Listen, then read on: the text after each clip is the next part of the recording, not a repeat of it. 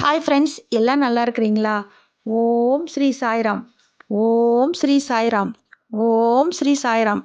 நம் சாயன்பர்கள் அனைவருக்கும் வணக்கம். நம்ம சேனலில் இப்போ தான் நீங்கள் ஃபஸ்ட் டைம் வீடியோ பார்க்குறவங்களா இருந்தீங்கன்னா சப்ஸ்கிரைப் பண்ணிடுங்க. சப்ஸ்கிரைப் பண்ணிவிட்டு பெல் பட்டனை கிளிக் பண்ணி ஆல் நோட்டிஃபிகேஷன் கொடுத்துருங்க. அப்போ தான் நான் போடுற பதிவு உங்களுக்கு உடனுக்குடன் நோட்டிஃபிகேஷனில் வரும்.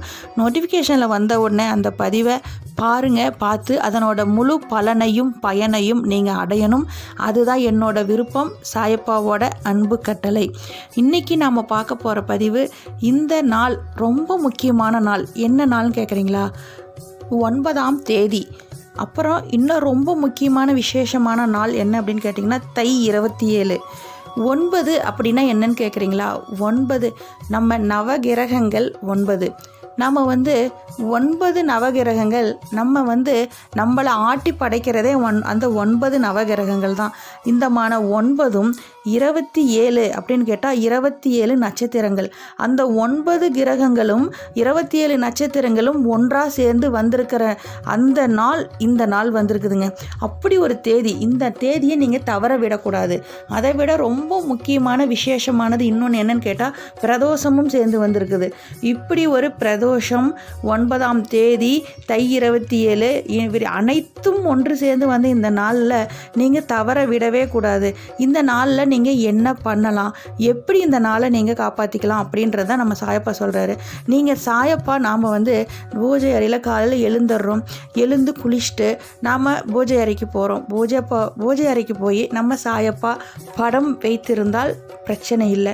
இப்போ நாம் சாயப்பா சிலை வைத்திருக்கிறோம். சிலை வைத்திருந்தால் நம்ம சிலைக்குன்னு ஒரு மதிப்பு இருக்குதுங்க. அந்த மரியாதை கொடுக்கணும். நீங்கள் ஒரு குட்டி சிலை வச்சுக்கோங்க. எப்பயுமே அந்த சிலை வைத்திருக்கும்போது நம்ம சாயப்பாவுக்கு படம் வைத்திருந்தால் என்ன செய்யணும்னு நான் சொல்லிடுறேன். இப்போ ஃபஸ்ட்டு சிலைக்கு சொல்லிடுறேன். அந்த சிலையை நீங்கள் என்ன செய்கிறீங்கன்னு கேட்டிங்கன்னா, நாளைக்கு சாயப்பாவுக்கு சிலைக்கு பால் அபிஷேகம் செய்யுங்க. நம்ம வீட்டிலையே நீங்கள் சுத்தமான புது தட்டாக இருந்தாலும் வீட்டில் யூஸ் பண்ண தட்டு வைக்கக்கூடாது. அடியில் ஒரு பிளேட் வச்சுருங்க. ஃபஸ்ட்டு நம்ம பலகை வச்சுருங்க. நம்ம சாயப்பாவுக்கு மேடை மேலே நம்ம சாயப்பாவோட சிலையை வச்சு அதுக்கு அடியில் அந்த பால் கீழே போகக்கூடாது. சாயப்பாவுக்கு நாளைக்கு பாலால் அபிஷேகம் செய்யுங்க. அப்படி பாலால் அபிஷேகம் செய்யும் போது அந்த பால் பச்சை பாலாக தான் இருக்கணும். பாக்கெட் பாலாக இருந்தாலும் ஓகே. மினிமம் நமக்கு பசும்பால் கிடைத்தா அவ்வளவு சிறப்பு. நீங்கள் அபிஷேகம் செய்யணும். சிலை வைத்தாலே அதுக்கு நாம் உணவு கொடுக்கணும், அபிஷேகம் செய்யணும், ஆராதனை செய்யணும். நாம் அப்படி செய்யும்போது நம்ம பால் அபிஷேகம் பண்ணும்போது அப்படி நம்ம சாயப்பா மனம் குளிர்ந்து இருப்பார். அந்த சமயத்தில் அவர் மனம் குளிர்ந்து இருக்கிற அந்த சமயத்தில் நீங்கள் சாயப்பா கிட்ட கேளுங்க. நீங்கள் உங்கள் பிரச்சனையை போய் அவர் காதில் சொல்லுங்கள். என் பிரச்சனை இப்படி இருக்குது சாயப்பா, என்னால் என் குழந்தைங்களுக்கு திருமணம் நடக்கவே இல்லை. ரொம்பவும் எத்தனை பெண் பார்த்தாச்சு, திருமணம் நடக்கலை. அவங்களுக்கு நல்லபடியாக திருமணம் அமைச்சு கொடுங்கன்னு கேளுங்க. தீரா கடன் பிரச்சனையில் இருக்கிறீங்களா? அந்த கடன் பிரச்சனையை அவர்கிட்ட அப்படி பாலபிஷேகம் பண்ணிட்டு தான் அதை கேட்கணும். குழந்தை பாக்கியம் இல்லாதவங்க இது போல் பாலபிஷேகம் செஞ்சுட்டு நீங்கள் உங்கள் குறைய சொல்லுங்கள். உங்களுக்கு அவர் மனம் குளிர்ந்து இருக்கும்போது நீங்கள் கேட்டது எல்லாமே அள்ளி அள்ளி தந்துடுவார். அதை போல் நீங்கள் செய்யணும். அப்படி நம்ம வீட்டில் சாயப்பா சிலை இல்லை, நான் என்ன பண்ணுறது அப்படின்னு நீங்கள் கேட்பீங்க. அப்படி கேட்குறவங்க சாயப்பா படம் இருக்கும். நம்ம சாயப்பா படத்தை நீங்கள் என்ன பண்ணுறீங்கன்னா, சுத்தமான தண்ணியில் சுத்தமான துணி எடுத்து தொடச்சிடணும். தொடச்சிட்டு சாயப்பா படத்துக்கு மஞ்சள் குங்குமம், மஞ்சள் வச்சாலும் சரி சந்தனம் வச்சாலும் சரி வச்சுட்டு சிகப்பு பொட்டு வச்சுட்டு அவருக்கு நீங்கள் அவருக்கு பிடித்தமான மஞ்சள் கலர் மலர் அல்லது பூ வச்சாலும் சரி, மாலையாக தொடுத்து மாலை வச்சாலும் சரி வச்சுட்டு அவருக்கு ஒரு கிளாஸ் பால், நீங்கள் அந்த பால் நீங்கள் காய வச்ச பால் வச்சுருங்க. பச்சை பால் வைக்காதீங்க. பால் காய வச்சு ஆற வச்சு அந்த இடத்துல வச்சுட்டு அதில் ஒரு ஸ்பூன் சர்க்கரை போட்டு நீங்கள் சாயப்பா பாதத்தில் வச்சுருங்க. வச்சு நீங்கள் பூஜையெல்லாம் வழிபட்டுட்டு சாயப்பா கிட்ட 3 முறை ஒரு ஸ்பூன் அதில் போட்டு அவர் வாய்க்கிட்ட 3 டைம் கொண்டு போய் அவர்கிட்ட சொல்லி உங்கள் வேண்டுதலையே அவர் பாதத்தில் மன்றிட்டு கேளுங்க. எனக்கு இதை நிறைவேற்றி கொடுங்க சாயப்பா, மனதார கேளுங்க.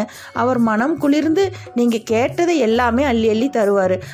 ஏன்னு கேட்டிங்கன்னா, ஏன்னா 9ஆம் தேதி 9 கிரகங்களும் ஒன்று கூடி அதில் 27ங்க தை 27 நட்சத்திரங்களும் சேர்ந்து இருக்கிற இந்த நாளை நீங்கள் தவற விட்டீங்கன்னா இது போல் நாள் தேதி கிடைக்க வாய்ப்பே இல்லை.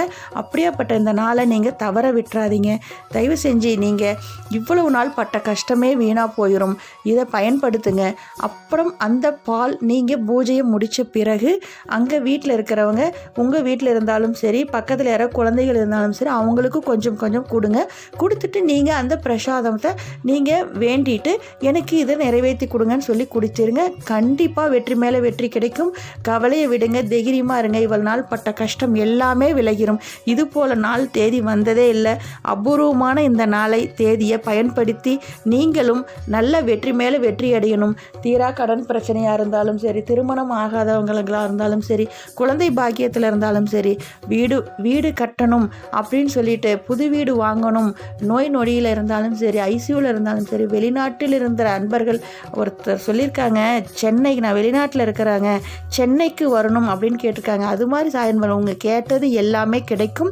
இந்த தேதியும் நாளையும் நட்சத்திரத்தையும் 9 கோள்கள், இப்போ நம்ம 9 கோள்கள் சொல்லுவோம், அதில் ஒரு கோள் இதாயிடுச்சுன்னு சொல்கிறாங்க.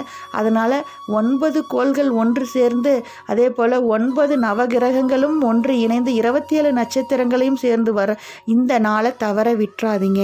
ஓகே ஃப்ரெண்ட்ஸ், இந்த பதிவை பார்க்குறவங்க அனைவரும் நம்ம எவ்வளவு கஷ்டப்பட்டாலும், தீராத கஷ்டத்தில் இருந்தாலும், மலை போல கஷ்டம் இருந்தாலும் அது பனி போல விலகிரும். சீரும் சிறப்புமா, பேரும் புகழுமா, எல்லாரும் நல்லா இருக்கணும், நான் நல்லா இருக்கணும், நம்மை சுற்றி இருக்கிறவங்க எல்லாரும் நல்லா இருக்கணும், அதே போல் இந்த உலகத்தில் இருக்கிறவங்க எல்லாரும் நல்லா இருக்கணும் அப்படின்னு நினைச்சிட்டு நாம் ஒன்றாக சேர்ந்து மனதை ஒருநிலைப்படுத்தி நம்பிக்கையோடும் பொறுமையோடும் தியானம் செய்வோமாக. ஓம் ஸ்ரீ சாய்ராம். ஓம் ஸ்ரீ சாய்ராம். ஓம் ஸ்ரீ சாய்ராம். தியானம் செய்வோமாக.